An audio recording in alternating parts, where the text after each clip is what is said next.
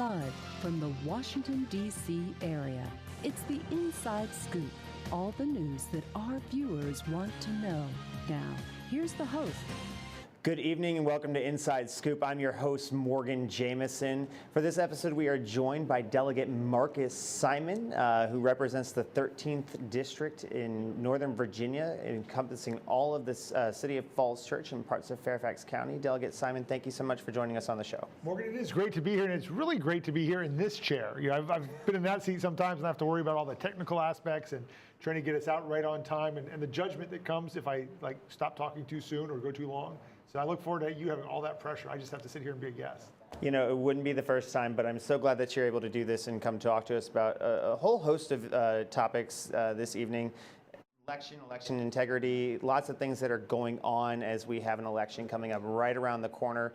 So let's just dive into it, see how far along we get. I believe we're also taking some calls or questions live from the audience tonight, so that'll be a fun thing for us to incorporate into the segment. Numbers at the bottom of your screen if you're so inclined. But yeah, so Delegate, you've served in a lot of capacities, a lot of committees, and have had a lot of great legislation, my opinion. I agree with you. So let's talk first and foremost about this pending lawsuit that our governor is fixated on and swears he'll be bringing it to the Supreme Court. What's going on with the election law? So it's a good question. So actually there's some breaking news on that. I guess as of this afternoon, the Court of Appeals has turned down the administration's appeal. And the next step would be the Supreme Court. And so Glenn Youngkin and Jason Miyares have asked for the Supreme Court to intervene on an emergency basis to rule on this lawsuit. But what is this lawsuit that we're talking about, right? So here's what's happened. In August of this year, Governor Youngkin issued an executive order that said he wanted basically daily purges of the voting rolls, right? He wanted the DMV and the Department of Elections to exchange information on a daily basis. And he wanted to purge anybody from the voter rolls who, in his words, self-identified as a non-citizen. Now, what that really means is if you get this complicated form that you've got, I would say it has to have at least 24 check boxes and things that you have to check off and keep track of when you're renewing your driver's license. Two of the boxes that you have to indicate, one says, are you a U.S. citizen or not? And the other one says, do you wish to register to vote at this time?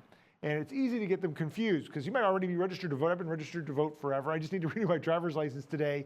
Thank you, no, right? So you check no, but you've accidentally checked no on the part that says you're a U.S. citizen, right? So now you've self-identified, according to the governor and the attorney general, as a non-citizen, and therefore they want to automatically, well, not automatically, they want to remove you from the voter rolls, right? So they want to take that information from the DMV. Anybody who fills the form out wrong or skips that box saying, hey, I'm not registering to vote today. I'm not affirming my citizenship or not. I'm just renewing my driver's license. So they don't check the box that says I'm a U.S. citizen. So therefore they by default must be a non-citizen. And so the governor wants all that information communicated to the local registrars. He wants the Department of Elections, who gets this from the DMV, to then tell the registrars, hey, you have non-citizens potentially on your voter rolls and you need to remove them. Send them a letter in the U.S. mail with a stamp on it. Mail it to their physical address that says, hey, you have 2 weeks from the sending of this letter to respond in writing and mail us back something that says, oh no, I actually am a U.S. citizen. If we don't get it back in that 14 days with it being mailed, snail mail, both directions, then you're removed from the voter rolls and you lose your right to vote. About 1,600 Virginians were removed from the voter rolls, the vast, vast majority of whom are U.S. citizens who just didn't check a box or check the wrong box. So the U.S. Department of Justice filed suit and says, hey, you guys are violating the U.S. Voter Registration Act, right? The Voter Registration Act, the National Voter Registration Act, the NVRA, says, hey, we don't want to do this kind of systematic purging of the voter rolls too close to an election because of exactly this problem. You make mistakes, and now there's not enough time between the election and the mistake to get it fixed. And so there's a 90-day sort of cooling off period. And it's funny enough, Governor Youngkin's executive order came out exactly 90 days before the election date. So he's really sort of sticking it in the face of, you're flying in the opposite direction of the NVRA, and said, no, we're going to start this purging process for 90 days to the date of election. So the Department of Justice and some voting rights and advocacy groups filed suit in federal court, said, we think the governor's executive order is breaking the law and it's going to disenfranchise people. The district court judge in the Fourth Circuit in Alexandria agreed, said stop it, don't do it anymore, and return the 1,600 people you took off the rolls to the rolls because they're voting this week and we want to make sure that they can vote without a problem.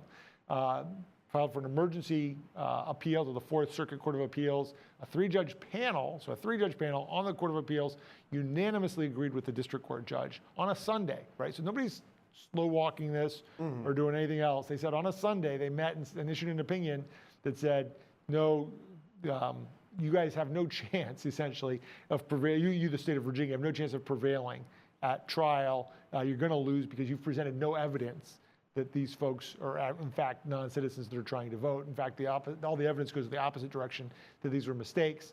That was yesterday. Today, the governor has asked the Supreme Court to intervene on an emergency basis. They're looking to have the Supreme Court somehow weigh on this by Tuesday or Wednesday of this week.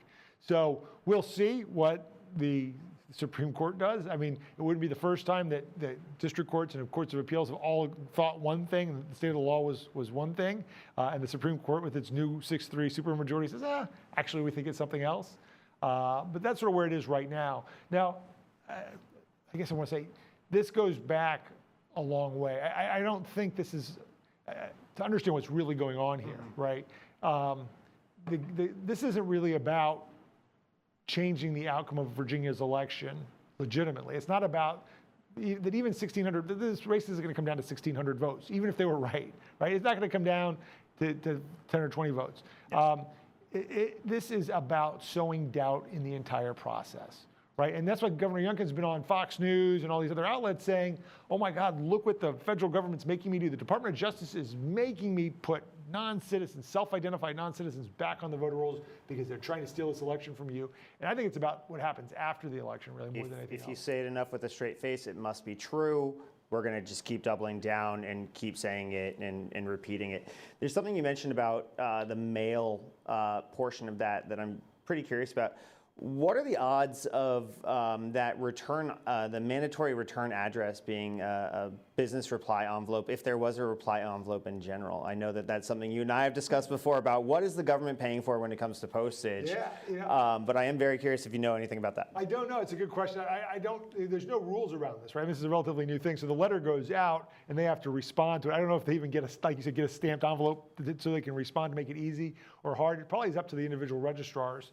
In the various localities. What's interesting is there's an article in the Cardinal News, which is a news outlet that covers Southwest Virginia, about some of the unintended victims of this. And I mean, frankly, they profiled some folks that didn't have, they wouldn't necessarily fit any kind of profile of a non-citizen voter, right? There are folks that lived in Lynchburg and voted for 30 years. A guy from Roanoke who'd voted since the Carter administration. Who went to renew happened to renew their driver's licenses this year and find themselves disenfranchised. And then one of them who tried to mail back his form, but it just, again, that process just took too long. But the governor's got a history in Virginia here of embracing these sort of MAGA conspiracy theories about voting, right? And just wanting to sow doubt in the whole process. Virginia, under Bob McDonnell, a Republican governor, was a founding member of a group called ERIC, which is the Electronic Registration Information Center, which is a multi-state compact which actually was created with the idea of preventing voter fraud or unintentional, voter duplication, right? So if I move from between West Virginia and Virginia and I register to vote in Virginia, by being a member of ERIC, we'd send something back to the other states saying, hey, you can take Marcus Simon off the rolls now. He's registered with us. So you wouldn't end up registered to vote. And it was a problem that was happening where, again, it was not a real problem, but there was this, people would say, hey, look at the number of people that are registered to vote in multiple states, as somehow sort of evidence of some sort of vast conspiracy to steal the election, when in fact it was just paperwork to get done fast enough. So ERIC was a way of sort of speeding that up.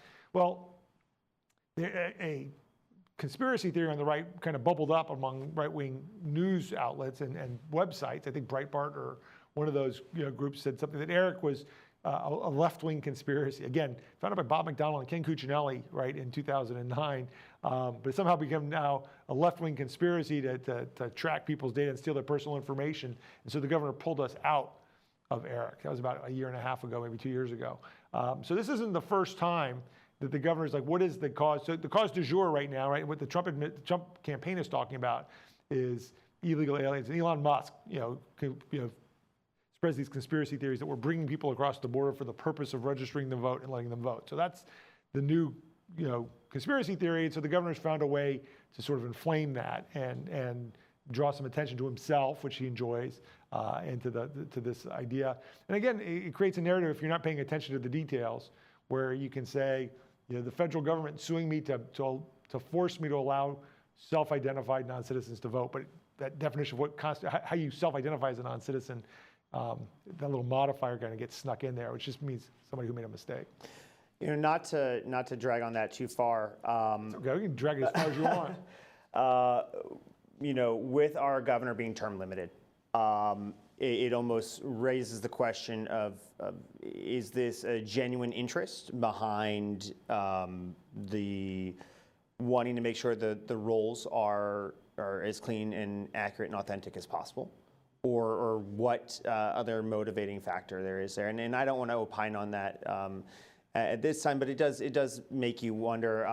Just asking questions, right? I mean, it's my job here. It's my job here. What could he be thinking? And again, I don't know exactly what's in his mind, but I will say again, this fits a pattern, right? That you hear about an issue having to do with elections in right-wing media. It starts out on a website, maybe gets promoted to Newsmax or Fox News.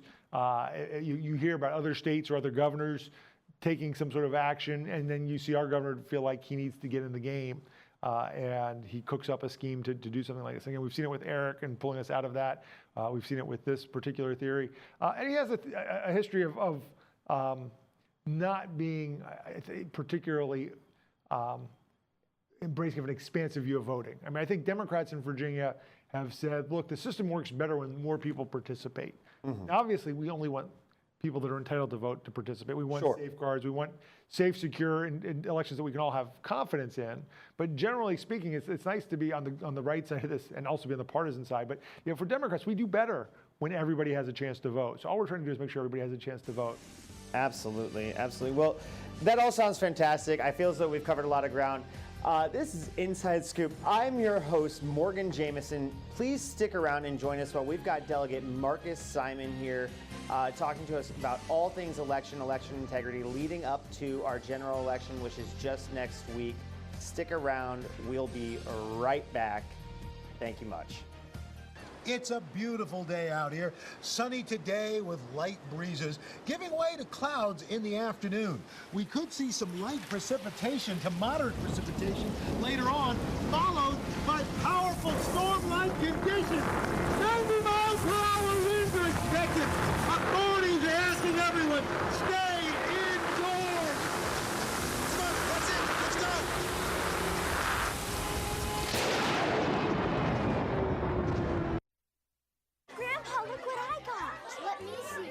Oh, Dad, wait till you see the bike we got for Jake. Hearing loss happens gradually with age, making it easy to ignore. Yet most older Americans aren't getting their hearing tested. Untreated hearing loss can keep your loved ones from enjoying what they cherish most. Dad, can you hear me? Don't let that happen. Speak up about hearing loss. You'll be glad you did. You can't buy a best friend. You can love them, pet them, care for them, whether they want you to or not. You can take a picture, you can jump, yell, you can fly to the moon, travel the world, or just stay in bed. You can't buy a best friend like that, but you can adopt one. 'Cause we're connected.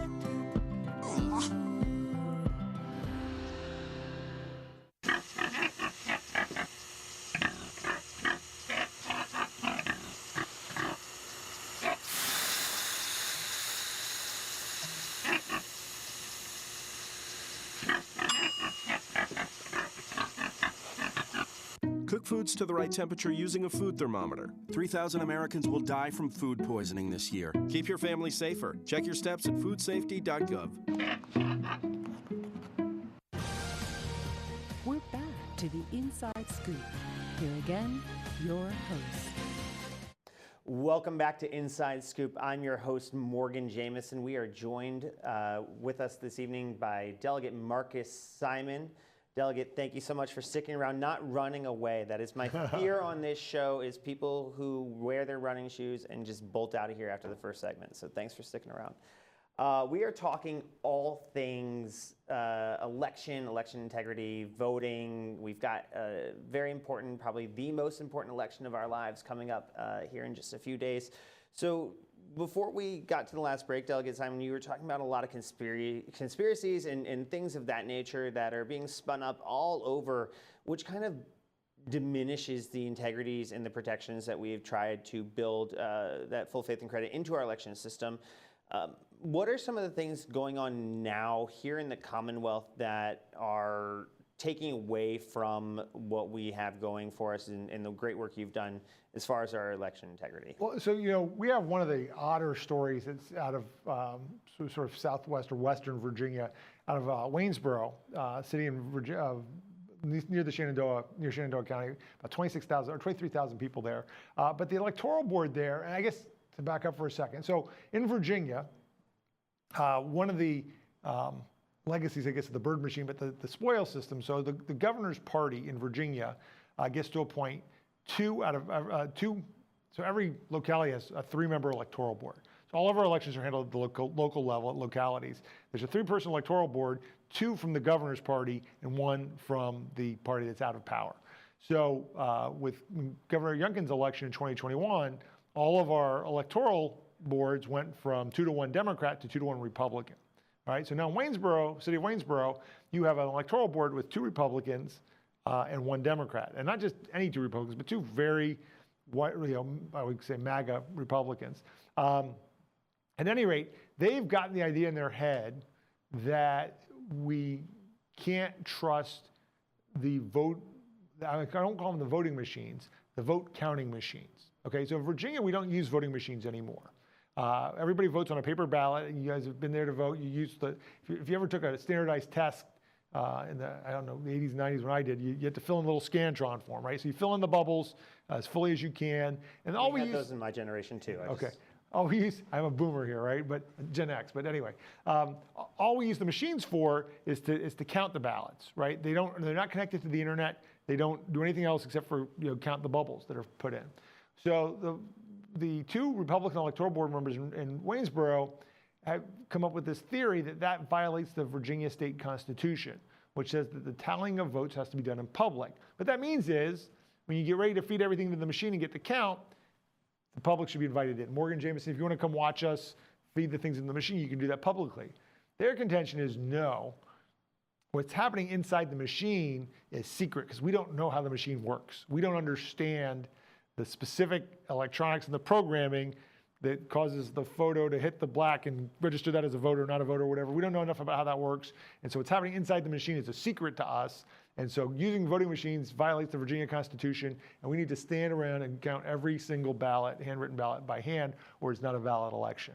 So that's the lawsuit in Waynesboro. And again, it comes from, at first you see this imitation, I guess, is this form of flattery or something, but the people in Nevada and Arizona and some other states that are trying to insist on these, these formal manual hand counts as the only way to trust the results. And so this is the folks in Waynesboro's way to get in the act. Now, again, a circuit court judge has said, no, that's not what the Constitution means.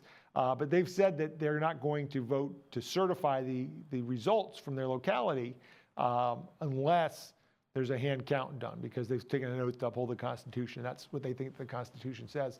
This is part of another theory, another movement, I guess, which is to literally just slow things down, right? And we've seen this in Georgia, and we've seen this in other states.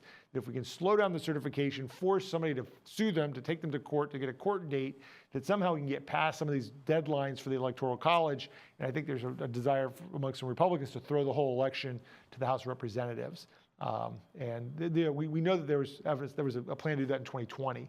And so the same folks are at this in 2024, but they've learned from what happened in 2020, and they think they've got different ways to do it. So I think that's some of what's happening there in Waynesboro. But again, elections have consequences. And so Even though Glenn Youngkin seemed like a nice guy in a sweater vest in 2021, and how much harm could he do? The answer on particularly this elections area, it's an area where we're vulnerable because whatever party is in control has a great deal of control over those electoral boards. Every vote matters, every election matters. Speaking of every voice matters, we are looking for your calls. Reach out to us with your questions. We would love to say that they are flooding. That number is going to be at the bottom of your screen. If it's right there right now, so you will see that. I'm looking forward to that. That'll be new for me on this. And Delegate Simon, I'm sure, is also looking forward to that. It's interesting to hear these folks are putting out these stories and creating their narrative ahead of time in a less than coordinated way, it sounds like, as far as different parties at different levels doing things. But it's unfortunate that there's this kind of just systemic way to try to just break down the integrities of our elections. You previously served as chair of the Privileges and Elections Committee, and what I would say was probably one of our more pivotal moments for election laws and changes. Talk about that experience and what that has meant to you as far as it pertains to bringing those changes, but also restoring and strengthening the integrity of our elections. Yeah, I'm happy to. I mean, it's the contrast, right? I was talking a little bit before the break about how as Democrats, we want more people to vote. So in 2016, after the 2016 election, Virginia was ranked nationally as the second hardest state in which to cast your vote, right? And so from 2016 through about 2020, Virginia was a very difficult place to vote. For instance, we didn't have any form of early voting. If you wanted to vote absentee, you had to swear that you had a good reason not to be at the polls, right? I mean, the thought was everybody's going to show up on election day and cast their vote unless you can justify. You have to have a good reason not to, that the state has to sort of approve. The one I used was leaving my locality. Frequently, it was going to the City of Falls Church. Well, many of us in Northern Virginia with more progressive registrars were able to use that existing system, but it seems silly, right, that you had to sort of play games in the system, to find ways to vote early. And so what we did in 2020 is we got rid of that whole idea that you need an excuse to vote early. If you want to vote early because it's more convenient for you, that's your privilege, that's your right, you can do that. We extended our early voting period. We have up until this year, I think we had the longest early voting period in the country of 45 days. Just to match up with what military members have in federal elections, right? So military members serving overseas under federal law have 45 days. So we figured that's the outside date. Why don't we just match our entire early voting process to that 45-day process? I think New York, maybe. Well, I can't remember which state, but one state, maybe Pennsylvania. Somebody had a slightly longer period than we did. They started a day or two before we did. But the idea is, again, that you don't need to wait till the last minute. You don't need to do to trek through whatever kind of weather may or may not be happening, stand in line for a long time. I mean, voting's not supposed to be hard. It's not an endurance test, right? It's an absolute fundamental right, and you should be able to do it as easily as you can. We went a little further than that in 2021, and we made voter registration automatic. Which oddly enough, I mean, has led to some of these problems, the DMV. But now when you go to register to your car, register for any number of governmental services, you can check a box that says, oh, by the way, since they have to give you all this information, including my citizenship, to do this anyway, why don't you go ahead and register me to vote while I'm here? And on the early voting issue, it used to be that you had to apply, even if you didn't need an excuse, you had to ask for an absentee ballot to vote early every election. I'm not going to be around for this election, please send me an absentee ballot. Now you have the ability to get on a permanent list and say, look, you know what? I'm an absentee voter. I want to be an absentee voter for every election. Just go ahead and send me my ballots ahead of time. And we have an enormous number of people that have signed up to take advantage of that process as well. So it was all with the idea of removing barriers to voting. Like going to people that weren't frequent voters or didn't vote and say, what is it that's making it difficult for you to vote? Well, I'm a shift worker. I'm an hourly employee. I have a long commute, right? I need to leave my house before voting begins, and I often won't get back, and I can't afford to take a day off of work to go vote. People that lived in Prince William County and worked in Washington, D.C. At a hotel or something like that, they worked for long shifts. Hospital, nurses, doctors, people that worked long shifts didn't necessarily, and they had to think about it ahead of time and fill out this application. We tried to get rid of all those barriers to voting to make it easier to vote. And so that was just sort of the removing administrative hurdles to it. There also has been a history in Virginia of deliberately making things difficult for voters because you only wanted the right kind of people to participate in elections. And so that's some of where this comes from. It's no mistake, right, that Virginia was among the most difficult places to vote. It was a legacy that we've been carrying on for years. And Republicans, frankly, thought they did better in lower turnout elections. And so they were happy for the status quo. So I'm happy to say that when I left, although in 2021, when the Republicans took back over, we had gone from being second hardest place to vote to the top half. And so we were up into the 20s. So we still have some more things that we can do. One of them we did too, we have same-day voter registration. That hadn't kicked in yet. That was a delayed enactment. And I'm happy to say both of my children, not being great planners, registered to vote for the first time on the date that they actually cast their first votes. They were able to show up at the polling place and register and vote the same day. This year, my son, who's in Blacksburg, is a Virginia Tech Hokie as a freshman. My wife was bugging him to get his absentee ballot. He's like, you know what? I'm just going to register to vote in Blacksburg where I live, and I have the right to vote there too. So he registered and voted the same day in Blacksburg, and maybe we'll let him stay there next year and vote for Lily Franklin in the state election. I think I'm probably safe up here in Northern Virginia. Well, then he wouldn't be your number one constituent. I am curious and not sure if we have the full amount of time in this segment to dive deeper into this. When these pieces of legislation came up, who were some vocal opponents and what were they saying? Yeah, so, I mean, one of the things you heard, so it was mostly Republicans. Now, some of them have left either through retirement or redistricting and other things. Margaret Ranson, who followed me as chair of P&E, and some of the leadership in the Republican Party said that essentially we didn't want to make it too easy for people to vote, right? That we honestly, they used to describe Democrats and many of them as low information voters. But they would come up with typically concerns about fraud, none of which we saw happen. I mean, and now they take advantage of it. They finally have embraced early voting and realized that they need to sign their voters up for the early registration list. It doesn't cause any problems. It just makes it easier for people to vote. But there was change that they were looking to, and then we did hear some stuff administratively from some of the registrars associations and some of the people that administered the elections. It was too much too fast, and they were afraid they wouldn't be able to keep up with it. And one of the things we do need to do, we can talk maybe about this in the next segment, but we need to upgrade the software in Virginia. Virginia uses an outdated software called Veris that makes it difficult to implement some of these changes. So what the registrars were saying is, hey, we need time, we want to do all this, but can you give us better software and better tools to implement this so the system doesn't just crash? Well, that is fantastic. Everyone, thank you for sticking around. Delegate, don't go anywhere. I'm Morgan Jameson. I'm your host. This is Inside Scoop. Come back soon.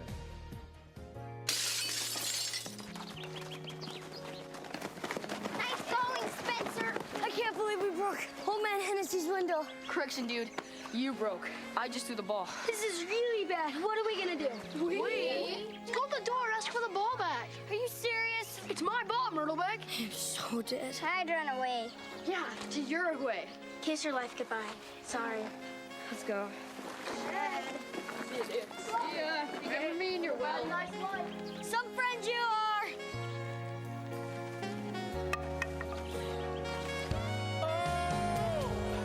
Keep smiling, keep shining. Hi. Hi. Tell him it was an accident. And we can fix the window. Come on. I'll come with you. Loyalty. Pass it on. You go first. A message from the Foundation for a Better Life.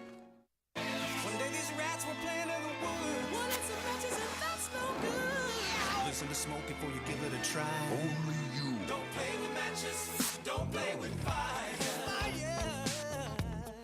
Cause there's nothing very funny about rigged up life. Nothing very nice on a homeless mind. So if a gorgeous force is what you desire, don't play with matches. Don't play with fire. Yeah. Only you can prevent wildfires. Fire.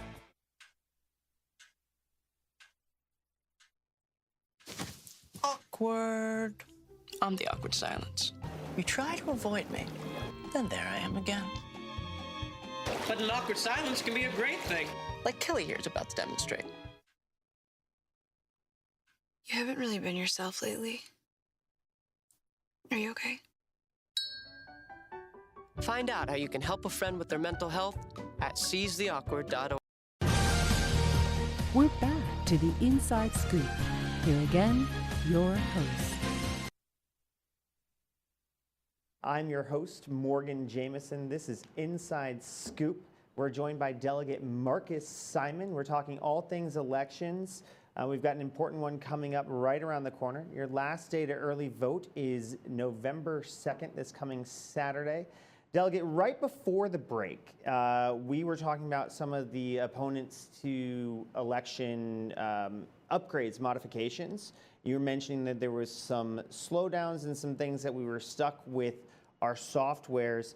Is it easier said than done of why doesn't the state just put that in the budget and kind of upgrade these things? Well, yeah, so part of the problem is we have elections every year in Virginia, right? And we have, as soon as we're done with this general election, we'll probably have a special election, right? Because we have a member of the Virginia State Senate who's running for U.S. Congress in a district he's likely to win. And then we'll have a special turn around and administer a special election for his seat, which may be filled by a member of the House of Delegates, which means we'll have to turn around and have a special election for that seat. And then before you know it, we're in the 45-day window for the primary for our 2025 elections, which is in June, right? And so part of the problem is, to install a whole new software system, at some point you have to unplug the thing, right? And then load the new software and then plug it back in. And so that's part of it. And part of it is money. And then part of it is again, once you implement a new system, you want to test it. You want to make sure that there's good integrity to all of it. But to do it in parallel like that is even more expensive. I mean, because we do it so often, to put a new system in place, you can do it and make it relatively seamless, but it means probably running both systems side by side for a while. And that's, again, very, very expensive. And so it's a bit of it is money, a bit of it's will, and then a little bit of it's just nervousness about changing the system. Okay. All right. Well, that's one thing to know. Virginia is not just for lovers, it's for voters. And if we want to change our systems, we've got to take a pause for a moment. Well, it's interesting, and the odd year election thing, I just want to sort of go back. I know we're going to talk, that's an area where I still think we could improve. I think to watch what's going to happen, when we look at the number of the absolute number of voters that will vote in this election, and then we compare that to what happens next year in 2025 when we're having an election for governor, the number's going to drop way, way, way down. And there's no reason that we need to do that. And, again, it started after the Civil War that we just happened to be that by the time we got readmitted, we were in an odd year for elections. But Virginians kept it that way for a good long time because it did keep too many people from participating in our state and local elections. In fact, we had to beat up localities in 2021 against their will and tell them they had to stop doing their elections in May and move them all to November because we want at least as many people as possible participating in all of our elections. And so to the extent we can have them in November, that's better. To the extent we could have them in even number years, in my view, that would be even better. But it could take a while because you have constitutional officers that are elected in odd years that have 8-year terms. So it could take 10, 12 years to finally get that all on an even year scale. But if I recall correctly, you had HJ 547, which would have done that by 2030. So it sounds like you might be on track. Well, if we started in 2014, that would have happened. That date keeps pushing further and further back as we go. Fair enough. Fair enough. So what other things do you think that we have to do to make ourselves number one when it comes to access to voting? What things do we need to do that align with what the feds are doing, and what do we need to do here in Virginia to do better than the feds? Yeah, so that's always the question, right? So we went from 48 or 49th in voting to in the 20s. How do we get to the top 10 and top 11, and how do we get to number 1, right, ultimately?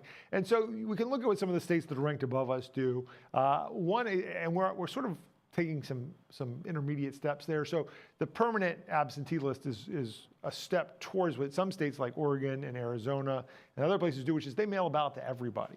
Every registered voter gets a ballot in the mail automatically, and all you have to do is return it. And you can return it by bringing it with you and voting on election day. You can bring it and drop it in a drop box during the early voting period. If you want to put a stamp on it and you trust the mail, you do it early enough, you put a stamp on it and mail it back. I know that there's who should have to pay for that stamp is another question.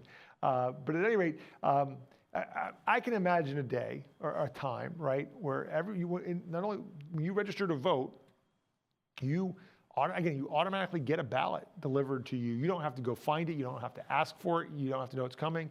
You're going to get your ballot. You can sit there at your house and you can read it, make your decisions, do your research. Because we have a number of things that we vote on besides elected officials. We have bond issues that are happening. We have those happening in Fairfax right now, and knowing the details of that. We have some constitutional amendments that will be on the ballot next year, or actually not next year, but the year after.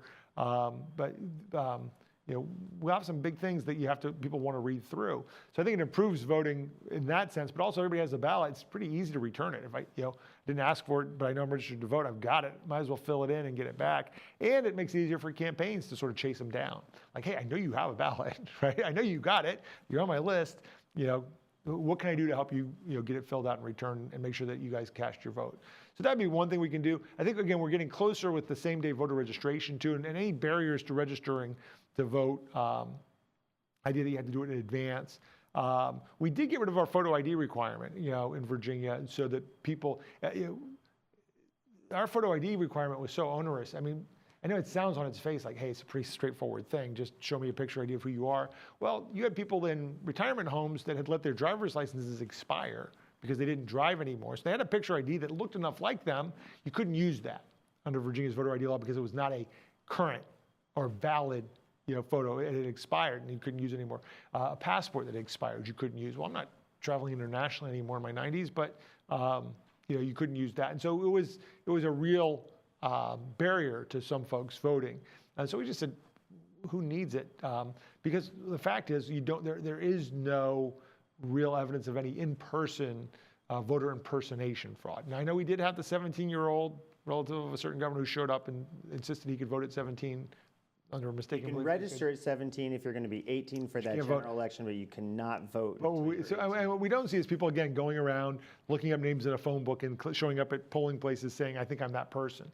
And by the way, it's a felony to do that. You have to sign an affidavit if you don't have any kind of ID that says I am, in fact, who I say I am. So for the most part, though, most people, because it's easier than signing an affidavit, they just bring their photo ID with it if they have it.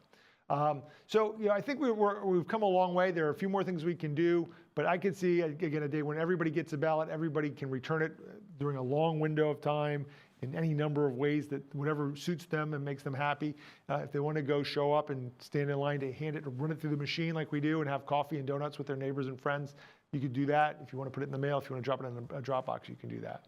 I have friends and family in other jurisdictions, other states across the country who were jealous about asking when I was going to vote, and been there, done that, and they had to wait a few more weeks to get their opportunities. So to that end, I think it's something that people are asking for. I know there are certain folks in Maryland who are looking at possibly kind of comporting with what we have, pending the funds to pay for the folks who aren't volunteering but necessarily working those polls. But going in the right direction there. I voted on day one, and I will say it does help. I have not gotten the annoying phone calls and text messages reminding me to go to the polls because once you vote, you're done. Now, I still get the fundraising ones. I don't know what to do about that. Even when I give, they keep asking for more. But anyway, we can help you with the ones that say. That's why you're getting them. I'm a huge fan of the unsubscribe button. Let me tell you, that's one of my favorites. So we still have things that we need to do. We still have room and studies and look at and getting everyone their ballots. One other thing we can do, by the way, and I'm looking at how much time we have. We got one more segment. Yeah, we got a whole thing. Okay.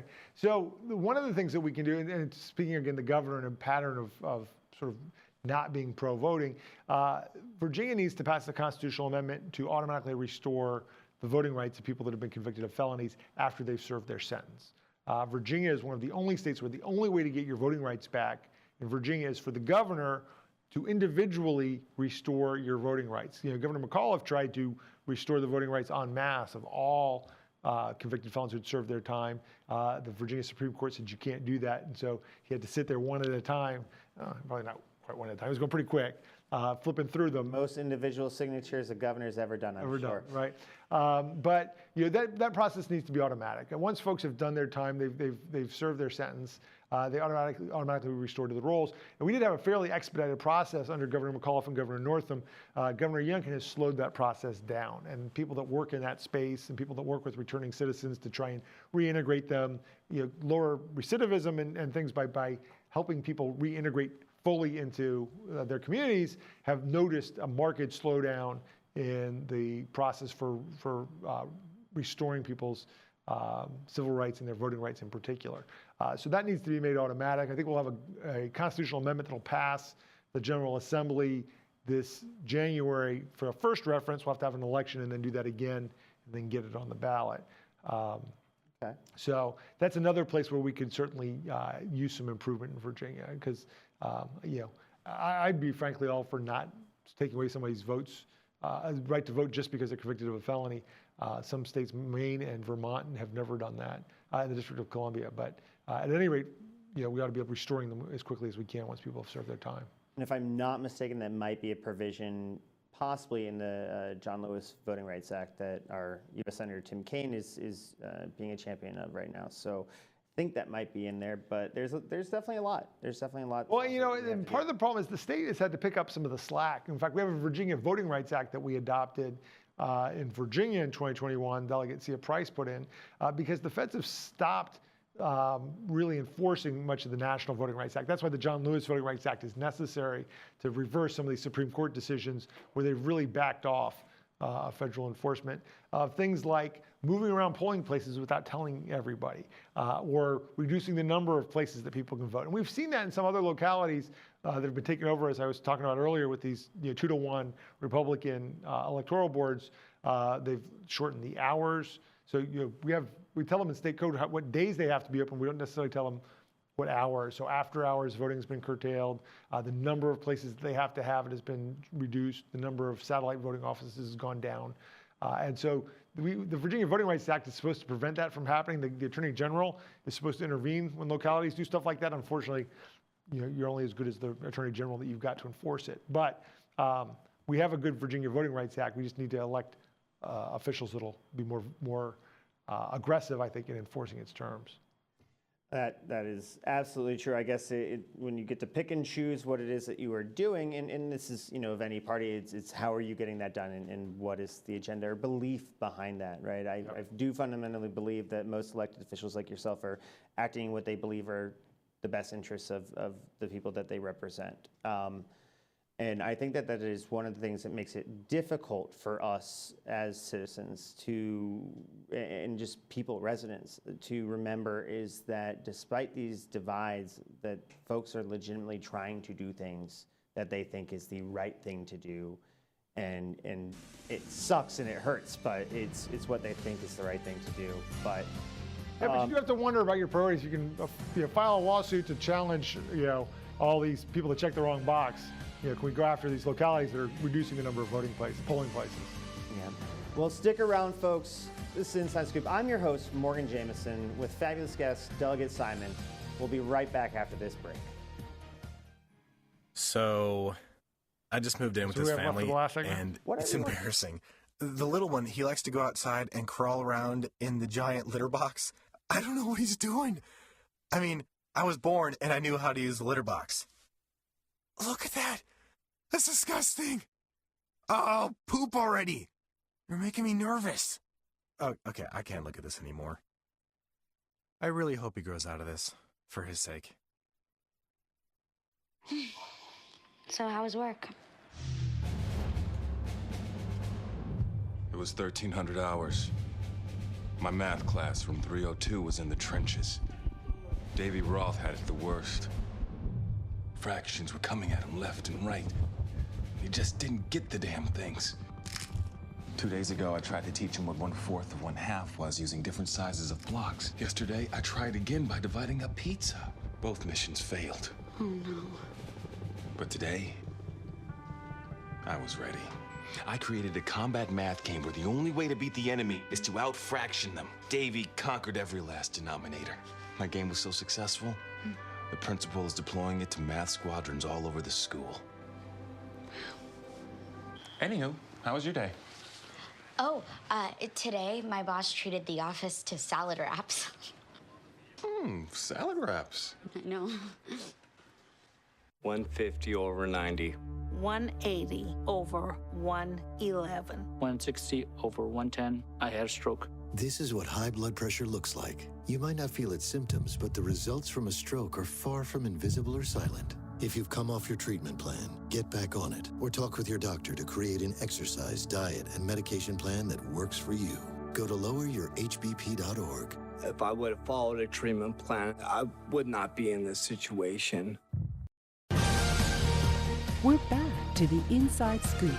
Here again, your host. Welcome back to Inside Scoop. I'm your host, Morgan Jameson. We are joined by the one and only Delegate Marcus Simon, representing the 13th District of the Commonwealth of Virginia, which is the city of Falls Church and parts of Fairfax County. He's had an illustrious career thus far and has previously served as the chairman of the Privileges and Elections Committee. And we have the privilege of him joining us tonight to talk about all things elections. Reminder, we are still taking live calls. I'm going to feel like this isn't going to work if we don't get one here in a bit, so maybe somebody in the studio can come up with one. But we are taking live calls. That number is 571-749-1142. Again, 571-749-1142. Delegate Simon, back to you in the talking. What is it that you think is happening right now with this current election cycle? And what do people need to know as far as when, how, all the things about voting? Sure. I mean, so one of the nice things is that it's gratifying to see this work you've done. In theory, like I think you predict this is what I think would happen. If we had the laws that worked like this, if we allowed this kind of voting, people would like it, they'd enjoy it. And I have to tell you, it's been amazing to watch people take advantage of all the changes that we've made to make voting easier here in Virginia. I'll say that I sort of first got involved in election stuff back in 2012.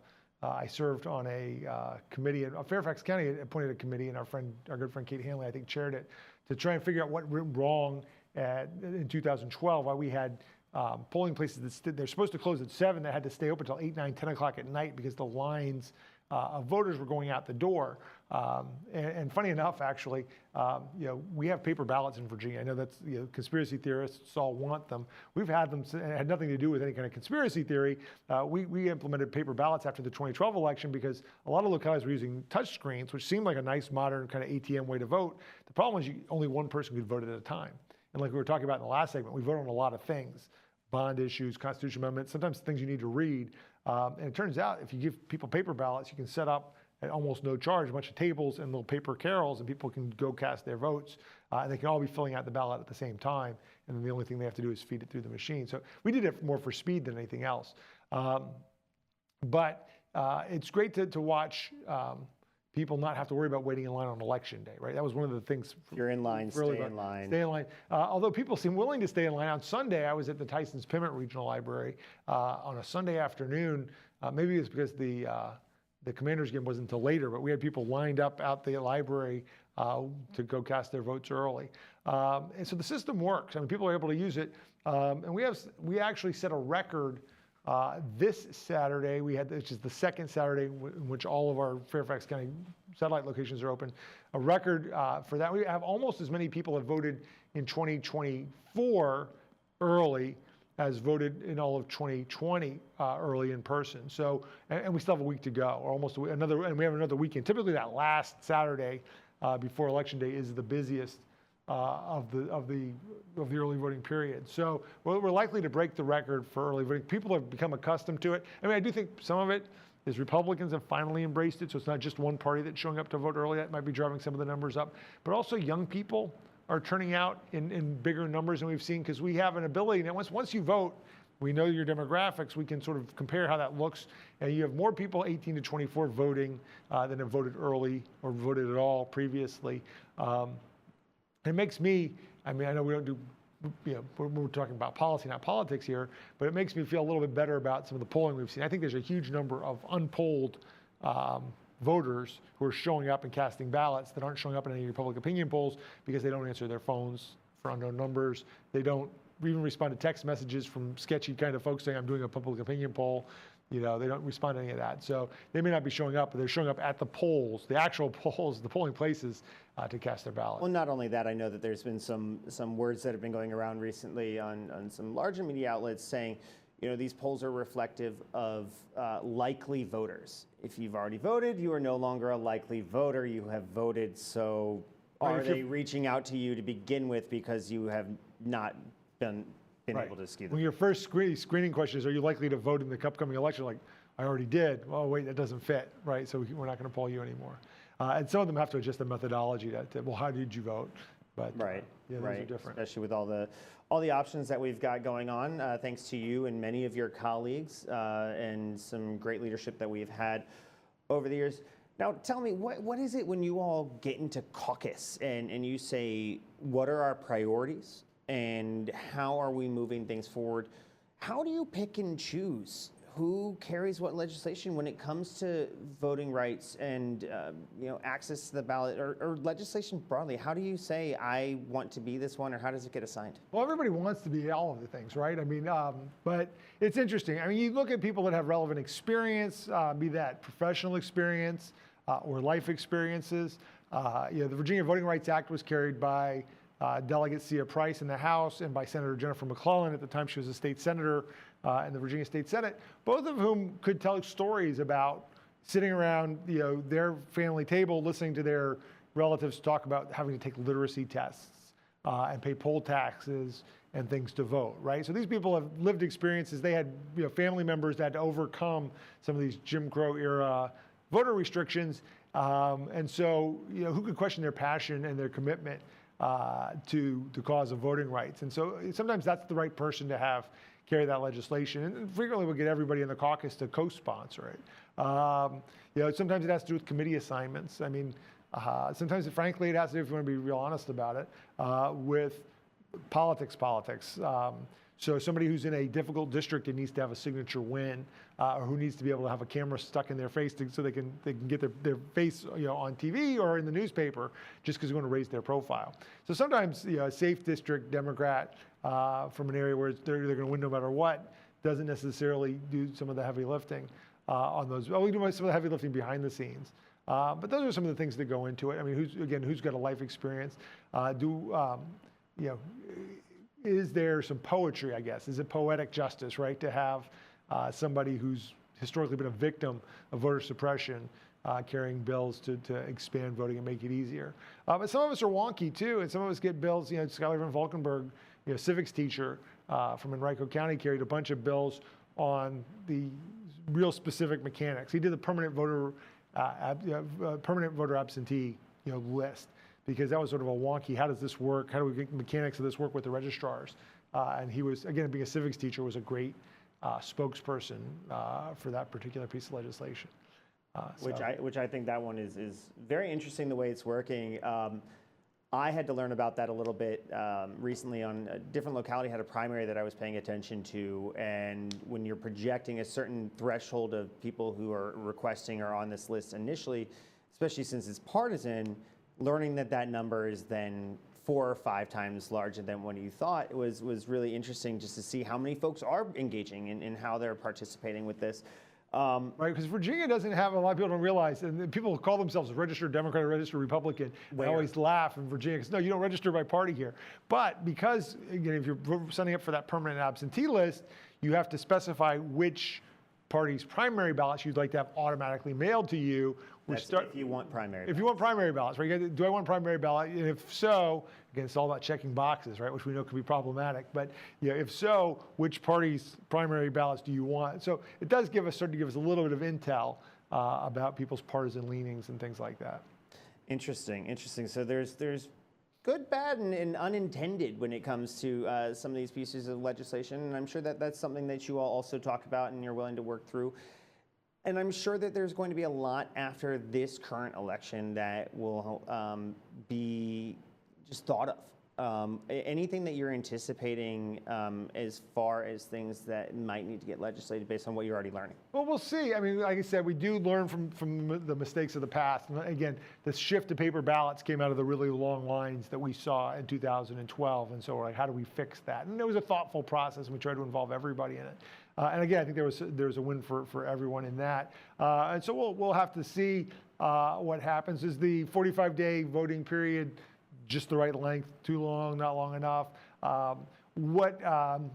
do we need to do? I think one of the things we may have learned is that the question about how prescriptive you want to be for localities about opening early voting centers, right? We found that some localities would close them or reduce the number or go down to one, which is in a predominantly white neighborhood, and you close down the early voting centers in African-American neighborhoods. What can we do to sort of keep people from playing games like that with the voting centers, but still leave the registrars the flexibility they need? Because at some point you don't want to open a voting center when nobody shows up to vote, but could there be some criteria? Like, hey, if nobody shows up to vote at a voting center or fewer than X number of people vote or small percentage, then you can close that voting center. But absent some sort of finding like that it's not being used, you can't close it down because for some other reason. One of the other areas that's interesting and we're looking at it is the use of at-large voting systems. The city of Virginia Beach has been tangled up in litigation for a while now, but for years they've deliberately voted at large and didn't have district-based city council seats or wards, despite the very large size, physical size of the city of Virginia Beach, because they didn't want people in particularly African-American areas of the city to necessarily be able to elect an African-American to serve on the city council when they had to, run in, even though they're had to be from the district, but they're being elected, citywide. We think there's no real smart reason to have to do it that way. So we're looking at that at-large system, and is it helpful? Now, a city like Falls Church, which is 2.3 square miles, it probably doesn't make sense to try and chop that up into districts because they just get too small. So how we tackle that problem is going to be something we have to deal with. What about some of the things that I've heard in the past on some of these nonpartisan spots is how when they receive a party endorsement, that doesn't get on the ballot? And is that something that can the party petition before the ballots are printed to do?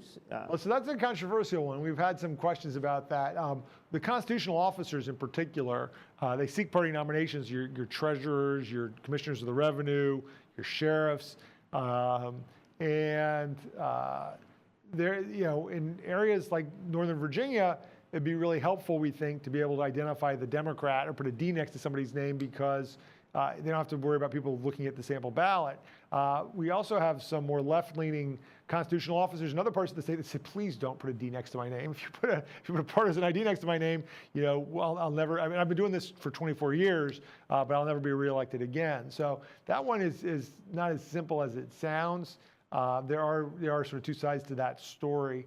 But I hear you. If you're going to seek the nomination, how do you let people know who gets to print it on the ballot, who doesn't? I mean, for years, it wasn't printed on House of Delegates or State Senate either. But that was because you had national folks that wanted to differentiate themselves, or state folks that wanted to differentiate themselves from the national party. So. Well, it sounds like there's a lot of interesting work that still needs to happen. Folks, there's still an election coming up. It's next week. You can still early vote. We've been joined by Delegate Marcus Simon. I'm your host, Morgan Jameson. This is Inside Scoop, and I welcome you back, and Delegate, I welcome you back at any point. Keep joining us. Keep learning what you need to know.